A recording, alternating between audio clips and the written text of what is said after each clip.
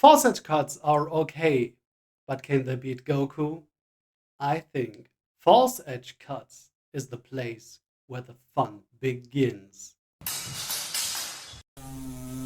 So Matt Easton has recently dropped a video over at Scholar Gladiatoria about false edge cuts, basically boiling down to false edge cuts are okay, but are less powerful than true edge cuts. This being said, I really agree because it's a no-brainer. To give yourself an overview before watching this video, go over to his channel and watch the video I'm talking about.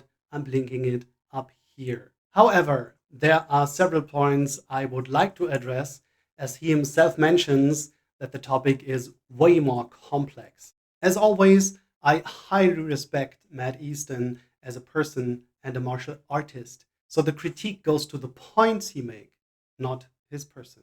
So let's dive in by looking at the different points he makes, but let's do it in a different approach. As often, context is the thing that matters to give a perspective. Are we talking about a sport event or fighting in the streets? Trademark. When looking at fencing schools in the 16th century, for example, you try to show your skill and finesse with the weapons you can handle. You hit your opponent with a direct true edge cut. Hooray! You manage to give them a hit with a rising cut and the back edge, or even with a cut that is so secret that most people don't know of. The crowd goes wild. In addition, mind that back edge cuts are mostly from treatises concerning unarmored combat, so little to no protection at all. So cutting through clothes? Hell yeah, that will work. Are we looking at a duel, be it for honor, self-defense, or judicial? Should the opponent be disabled in any way so they can't harm us anymore and get scared or whatever, just ending the fight? Do we fight only until first blood is drawn? Do I want to kill my opponent or just hinder them in doing me stuff? Life is very valuable, be it in modern times or in ye olde times. And as today, killing someone is never a good option. That being said, we don't often need very powerful killing blows or very powerful blows at all to get our statement across. So, depending on the situation, a small cut can make all the difference. So, cuts don't always have to be powerful because that's not always the intent. The great thing about Joachim Meyer that he has given us a full-fledged didactic concept we can walk on and use. In his treatise, most of the weapons have rules attached to them. You could also say principles. I highly recommend taking a look at Robert Rutherford's book concerning Meyer's rapier section, from which I take the following. When you go through his manual, you realize that a motion can have three functions: provoking, taking, and hitting, be it a cut or a thrust. So, for example, an Oberhau, which is described as a straight edge cut from directly above, can provoke as to do it out of measure to provoke the opponent to do something you want. It can also take an attack when used as a parry against an incoming blow or thrust. Or it can hit your opponent when there is no defense and you are close enough. This principle applies to all actions Meyer mentions, so also for back edge cuts, which are taught equally. Each rising and downward cut is taught with the back edge and the front edge, often following directly after one another, no matter the weapon, using the Meyer diagram. In rapier, it is even more complicated, since we have basically three Meyer diagrams aligned at the body, giving us many possibilities to combine cuts. But back to actions with a false edge. Using the example of the rising false edge cut from the Alba, let's look at the three actions. First, it can provoke an opponent. Your opponent is standing in straight parry or langort all the time. Provoke with little false edge rising cuts at their sword, or weapon wrist, or arm. Are you landing in Alba because of a downward cut you made beforehand? Use your rising false edge to take and therefore parry the thrust you are given. Your opponent is opening up and you are in the before. Go for the false edge rising cut and hit their elbow or chin or groin. Often, these motions are much quicker, especially when looking at side swords, and probably also longsword, because you don't need to turn your blade to cause damage. So false edge cuts, as well as true edge cuts, find their place in Meyer's scenarios. Of course, the example of the ascending, rising back edge cut isn't as powerful as a descending true edge cut, but neither is a rising true edge cut, aka Unterhau.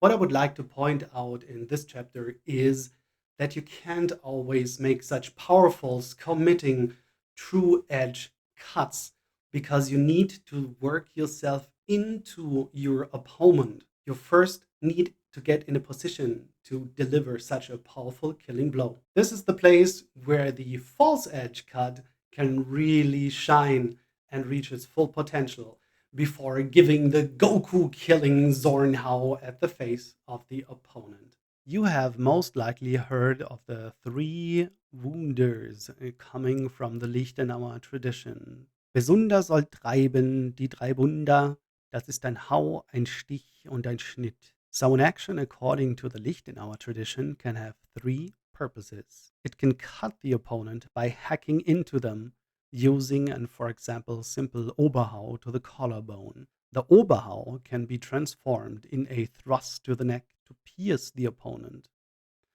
If you miss the neck by an inch, you can transform it into a slash to slice open the side of the neck. This principle also applies to one-handed weapons such as the Langmesser. As Matt points out in his video, false edge cuts are only applicable to hands, lower arm, head, and neck, except draw cuts with the back edge. So let's focus on this last part and back up his claim. The techniques mentioned in the Peter von Danzig manuscript, for example, often speak of hits towards the head, but not onto the head. Let's talk about the Zwerchhau to make my point clear. When hitting towards the side of the head or neck of your opponent, you might hit. Great, this is the cut. You might not hit because your opponent goes backwards or you miscalculated your distance. Depending on the angle, you can either follow up with a thrust to breast or neck or whatever, or having over or undershot the angle, a slash with either side, and yes, also the back edge of the sword. This also applies to the Langmesser, if we want to stay with one-handed weapons. Matt tells us in his video that false edge cuts are tricksy, cunning, and providing you with angles you could not reach with a true edge cut. However, there's a real risk of injury if not applied in the right way. Well, have you heard of master cuts? Master cuts are called master cuts because they take a lot of time to do them correctly.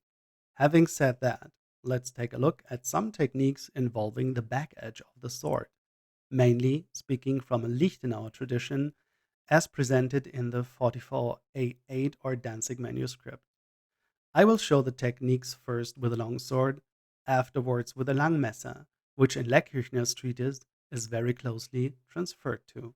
The Zwerchhau is the most famous one, so let's start with this. So komm du ihm vor mit dem Hau und spring mit dem rechten Fuß wohl auf deine rechte Seite gegen ihm und im Sprung winkt dein Schwert mit dem Gehölz für dein Haupt, dass dein Daumen unten kommt und schlag ihm mit der kurzen Schneid gegen seiner linken Seite zu dem Kopf. This is a really powerful blow. Anyone ever being hit by one can confirm this. A lot of concussions go to this hit. The power it gets comes mainly not from the arms, but the momentum you can build up with your body. In follow-up sequences, when your opponent parries your sword with a true edge by trying to slice your arms, it is mentioned to use duplieren to his mouth with, again, the short edge by using another Zwerchhau. When someone does this, you are supposed to slice your opponent again with a back edge on his neck. Talking about false edge cuts being only applied to specific body parts, it is said that the Zwerchhau should be aimed at all 4 openings specified in the Danzig manuscript. This includes the lower openings. In a later picture, it is even aimed at the buttocks. The 4 openings consider the whole body, wherever it is open, and not specific body parts. Since we mentioned it, the Duplieren also mentions a cut with a back edge. Merk, haut er dir von seiner linkeren Achsel mit der langen Schneid oben ein zu dem Kopf und tu ihm also. Wieder bleibt er dann stark am Schwert, so verpeilt auf mit den Armen und schlag ihn hinter sein Schwertsklingen mit der kurzen Schneid auf den Kopf. So, when in an equal bind from your weak side, you shall hit him with your back edge on the head. Next up, the Krumpau. Haut er dir denn zu der Blöß? So spring aus dem Hau Gigi mit dem linken Fuß wohl auf seine rechte Seite und schlag ihn im Sprung mit der kurzen Schneid über die Hände. When standing in the Schrankhut on your weak side, dodge the Oberhau and cut with your back edge across his hands. From a personal view, these back edge Krumphaus from your weak side are really powerful as a defense against incoming blows or thrusts, since they really work well with body mechanics. It is a lot easier to gain momentum and really quick to get a back edge cut through, instead of, for example, using the true edge from your weak side, like, for example, a suppressing cut from Meyer's rapier section. Also, it is mentioned at a later point to parry a Oberhau with a Krump from your strong side and follow up with a back edge cut to the head or body. Really quick, really effective. And remember the drei Wunder, if you miss the cut, it can also be a thrust or slice. We could also add the Schielhau to this list, but the video is already packed with information, so we just skip this. I only want to mention that the Schielhau as a back edge cut gets stronger the harder your opponent hits your sword. So it's kind of their true edge cut makes our back edge cut stronger. To wrap up, these master cuts need a lot of training and practice so you can apply them without injuring yourself. But that's why they're called master cuts. To quote Matt again here, false edge cuts offer angles you can't reach with a true edge cut. Yes, indeed. This also applies to the aforementioned master cuts. The Zwerch, when done right, goes around the opponent's defense, and so does the Krumpau. The Duplieren gives you an advantage in leverage. This also applies to a whole new field of weapons we have not touched today. If you look into shield and buckler fighting, this becomes very clear. Instead of doing this myself, I will link you a whole video by Roland Vasecha who discusses this deeply. I hope this video gave you a deeper knowledge of back edge or false edge cuts and made this topic a little more complex. If you have something to add, please leave it in the comments below. And thanks for watching.